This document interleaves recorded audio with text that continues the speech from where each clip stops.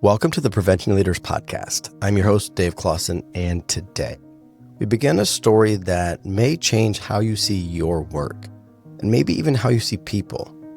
We're about to step into the life of Bryan Flanery, a combat veteran, a father, a husband, and a national leader in peer-based recovery.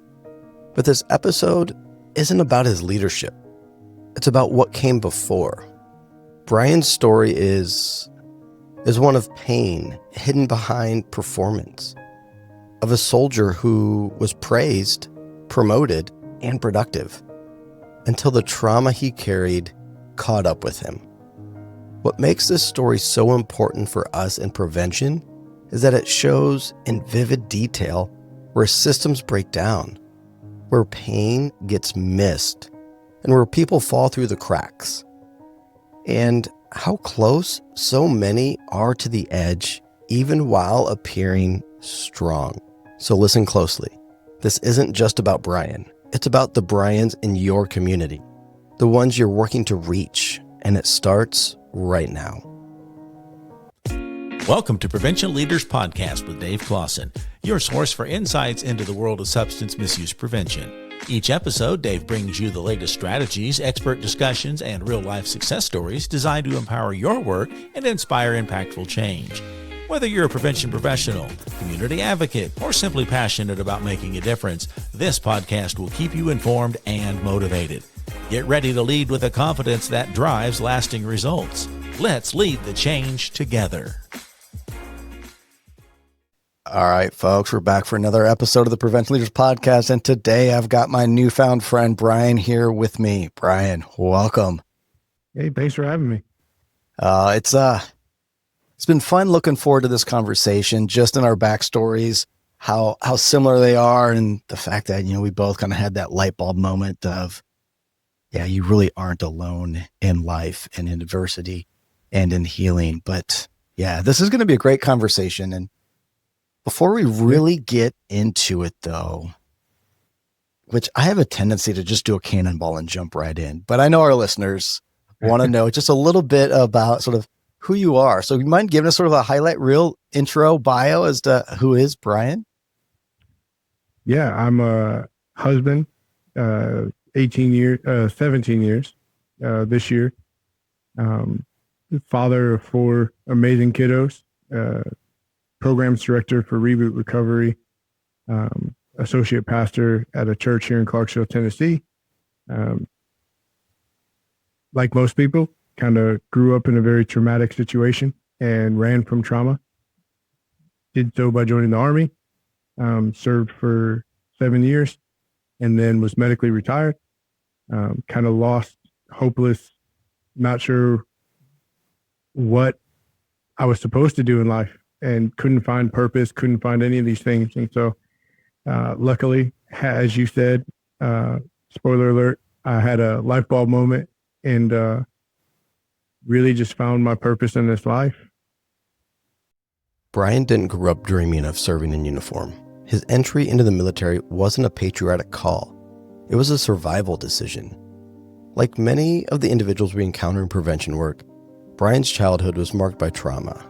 And that trauma didn't show up as tears or therapy. It showed up as arrogance, as self-destruction, and drinking. He joined the Army not because he was whole, but because he was trying to outrun the broken pieces. And for a while, it worked. But when someone builds a life on unexamined pain, it doesn't just go away, it waits.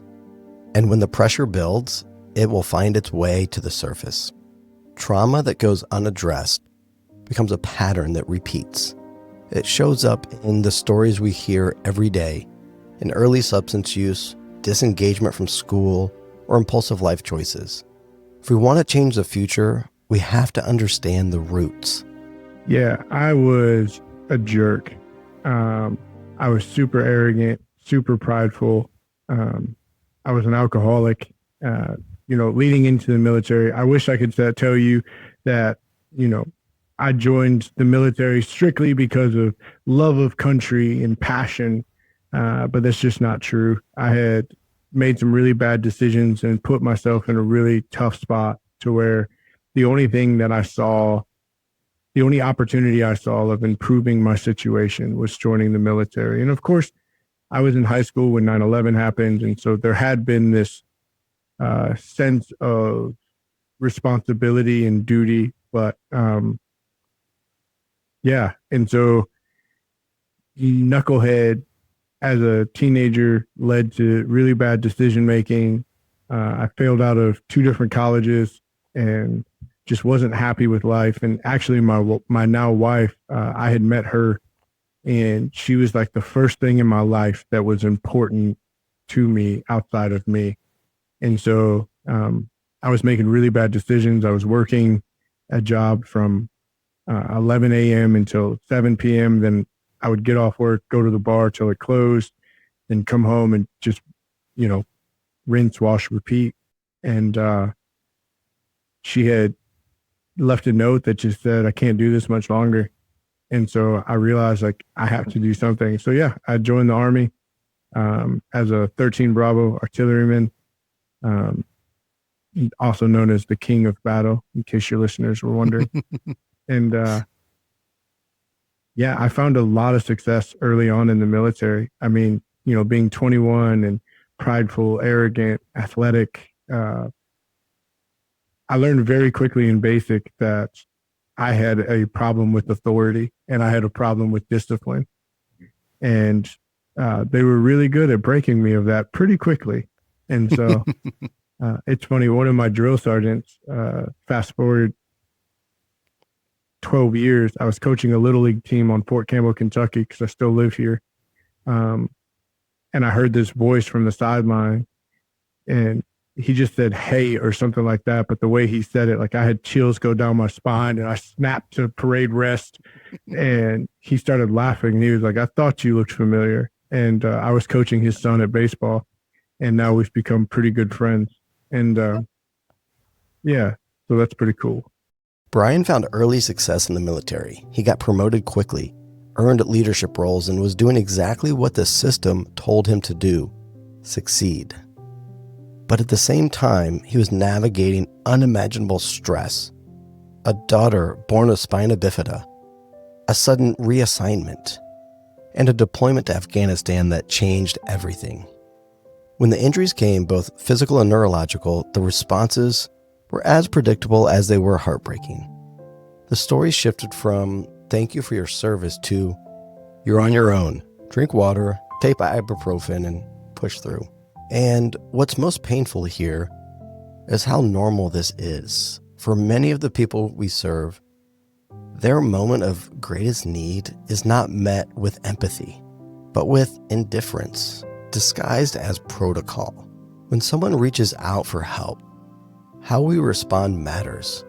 Systems built for efficiency often fail at empathy, and in prevention, that failure can be fatal. Yeah, so I had a pretty unique military career because of some outstanding circumstances. So I joined, went to basic and AIT, did really well there, got promoted pretty quickly. My first duty station was in Germany. The day I got to Germany, I got a notification from the Red Cross that my wife was pregnant and that they couldn't join me in Germany because my daughter had spina bifida. And so if you're not familiar with her, part of her spine was outside of her skin in the sac with a ton of fluid. And so they had told us that she would be paralyzed from the neck down. And so they had the medical care in Germany, but they didn't want my wife to travel. It was unnecessary. And so through a long, grueling process, paperwork in the military isn't quick, as you know. And so it took about, she was born in September. I came home on a emergency leave for the birth, and then I was on a flight back to Germany and was actually preparing to go to Iraq with that unit when a compassionate reassignment finally came through. And so I got reassigned to recruiting. I did that for about 9 months and hated every second of it. I put in a 4187, a personnel action form to go to the next deploying unit because I just wanted to get out of recruiting. I got to Fort Campbell March 10th of 2010. and deployed April 11th, 2010 to Afghanistan. Was injured in October of that year. Nobody knew the severity of my injuries, including myself. And so they put me on R&R and told me while I was on R&R, I needed to go to the hospital and get looked at additionally and things like that. Of course, I was home for 10 days, so I did none of that. And I showed back up in country. And when I showed back up in country, I went to go on my first patrol. I was even though I was artillery, we were provisional infantry is what we deployed as. And so I was a team leader of a maneuvers platoon. And so,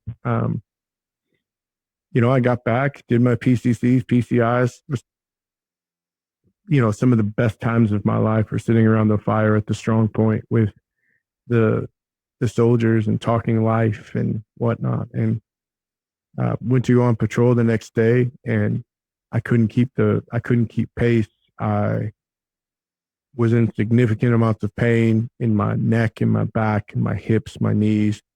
And part of me thought, well, you took 2 weeks off in the travel, so that's what it was. And so we'll just keep it.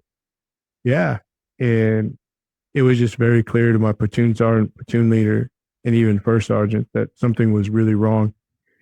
So they gave me the opportunity of coming home or staying in. I mean, if you've ever been in that situation, you're not leaving. The day I left for R&R, one of my soldiers was injured. He had stepped on an IED, and I felt responsible for years because I wasn't there. And so when they were like, well, we can send you home or we can move you into the talk on the radios, I was like, well, I guess I'm on the radios because I'm not going anywhere. So finished out the deployment, came home, went on R&R. My wife and I got a cabin at Grandfather Mountain in North Carolina for just her and I to spend some time together. And we got there, got set up, went to bed. The next day I woke up and my arm was blue. I couldn't really feel it. There was significant amounts of pain. And so went to the emergency room, and they had said that I'd slept funny and it was a pinched nerve. And when I got back to Fort Campbell to have it looked at, whatever, went back to Fort Campbell, went to get looked at. And the process. It was drink water, take ibuprofen, do this, do that, and go to the gym. You're weak. You got to get strong again. And so no matter what I did, I couldn't get over the physical pain. And now there was this mental anguish as well. Like, what's wrong with me? And I was asking for help, and it felt like everybody was telling me there was nothing wrong. And so finally they sent me to physical therapy, and I had an amazing physical therapist who he realized that something much bigger was wrong than anybody had addressed. And so that's when she sent me to get some testing, and they found that I had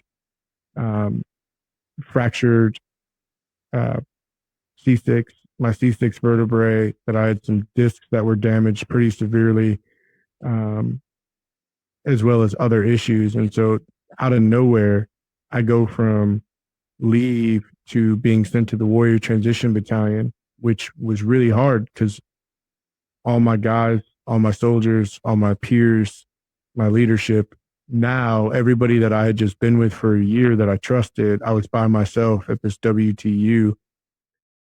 On the outside, Bryan looked like a wounded veteran in recovery, going to therapy, attending appointments, following orders. But inside, his world was unraveling. He was forgetting things, slurring his speech, losing vision. And this is the moment in so many stories where things go from hard to hopeless. And it's not just because of the symptoms. It's because no one seems to believe you. You do what they tell you. You go to PT, you do CBT, you do CPT, you do exposure therapy. You follow every step. And then nothing seems to change. This is where people give up. Not because they're weak, but because they're tired of fighting alone. Prevention isn't just about catching a crisis. It's about listening deeply, early. because the signs are often there long before the spiral. Our job is to stay curious, compassionate, and connected enough to see them. I got to the WTU, and within a week, I was having my first spinal fusion and correction. It didn't go well, so a few days later, I was in emergency surgery where they had to do it again. I had my shoulder operated on 3 times, my knee, my hip. Like, I had 19 surgeries in a very short time.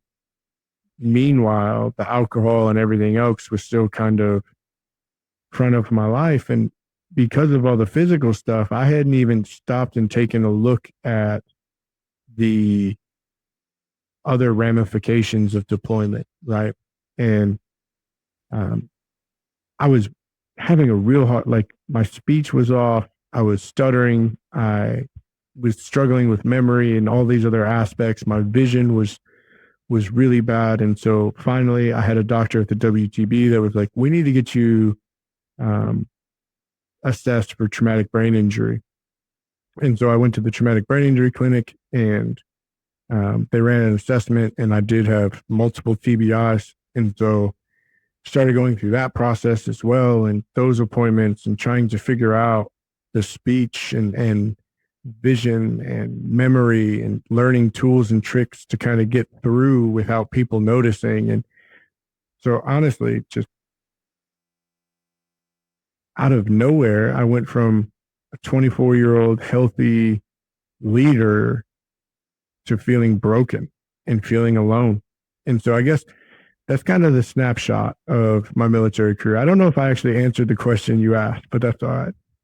After more than a dozen surgeries and endless appointments, Bryan heard a phrase that still echoes in his mind. This is your new normal. It was meant to prepare him for life post-injury, but what it really did was crush any lingering sense of hope. In that moment, the future narrowed, life shrank, and that quiet voice, the one we all fear, started to whisper, "You'll never get back to who you were." That's when despair takes hold. And that's when prevention has to be more than a program. It has to be personal. When you tell someone their struggle is permanent, they stop reaching. Hope isn't just a feel-good word. It's a protective factor. It changes outcomes and it saves lives. For me, it was, even the voices around me when I was at the WTB, the doctors, nurses, cadre at the WTB, they would constantly say things like, "This is your new normal. Get used to this." And man, I got to a place of such deep hopelessness, because here's the thing. Contrary to popular belief, I wanted to get better, right? Everything they told me to do, I did it. Have this surgery, things will get better. Go to this program, things will get better. Do this, things will get better. I mean, I did CPT, CBT, prolonged exposure, rapid eye. I even did acupuncture because they said that maybe that would help. Like, I did the healing outside of a hospital where I went on hikes and walks with other disabled vets. I competed in the Warrior Games to, like, everything they told me to do, I was doing, and nothing was getting better. And at the same time, the people around me were telling me that this is my new normal and get used to it. And so all of that led to, in 2012, I lied to my wife. And by this point, I had been fighting retirement since I got to the WTB. All I ever knew, that the only thing I was ever good at was being a soldier. And now they were telling me that I was too damaged to continue to be a soldier. And I fought tooth and nail to stay in.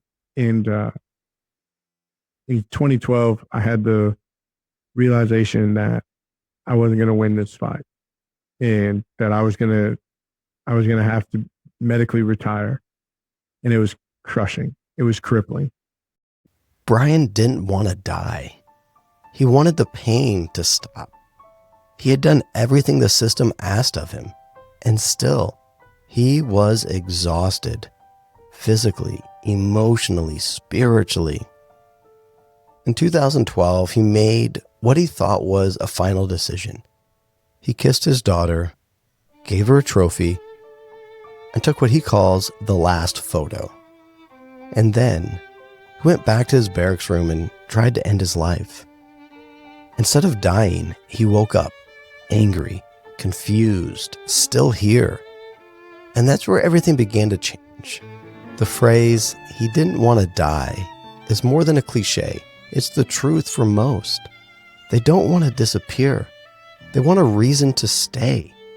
Our work in prevention is to help create those reasons before crisis becomes the only option. And so I lied to my wife and I told her, hey, I have to get out. They're going to force me to. Why don't I move you and the kids back to my wife's from Elkhart, Indiana. And so I was like, that's where your family is. We'll go back there. Let's get you up there. Let's get a house. Let's get the kids in school, job. Let's set up, these routines so that when I get out, it's an easy transition for me. And in actuality, I knew that I was going to take my life, but I knew that my wife and kids didn't deserve to find me. And so there's actually a picture, and I'll send you the picture because I think it's pretty hard. But it was a Saturday morning. I had coached my daughter's soccer team, and she was 5 or 6 at the time, and it was her first team sport. And we had her awards banquet. At a Saturday morning, we met at Sonic, and I bought the kids ice cream. And I gave my daughter her trophy, and there was this picture taken of me and my daughter. And I've labeled the picture as the last photo because as soon as we got done with the banquet, they got in the car and headed up to Indiana. I went back to my barracks room and I attempted suicide. Spoiler alert, I failed. But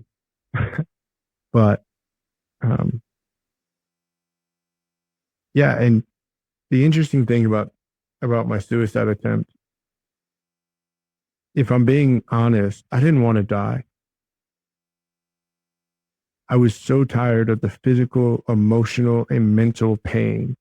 And I was so hopeless. Like, if there's no hope that tomorrow can be any better than today, then what's the point? I can't be the husband that my wife needed. I can't be the father that my kids deserve. I can't be a soldier. I can't do any of these things that my whole identity had been wrapped in. And if I can't do these things, then at least I can leave them some money. And I don't have to be a burden to them. They don't have to continue to walk on eggshells around me, afraid that they're going to set Dad off and that he's going to explode. But really, that suicide attempt was the turning point. When you talk about what was the turning point in your life, that was the turning point. Even in that moment, I had sat down, I had swallowed 2 bottles of pills, and I had laid back on the bed. And for the first time in a couple of years, I had smiled because I thought everything was going to be over. That could have been the end of Bryan's story, but it wasn't. Because a knock at the door came, a stranger entered, and what should have been his final day became a turning point. Now in part 2, we'll walk with Bryan into reboot recovery, and we'll explore what happens when peer support, purpose, and faith step in where the system left off. Now until then, remember, prevention is not a luxury, it's a lifeline. And sometimes the most powerful thing we can offer isn't pain, it's presence. This is a Prevention Leaders podcast, and I'm honored you're walking this journey with me. Thank you for listening to the Prevention Leaders podcast with Dave Closson. Since prevention is better together, make sure you click the subscribe button and share this and other episodes with a friend.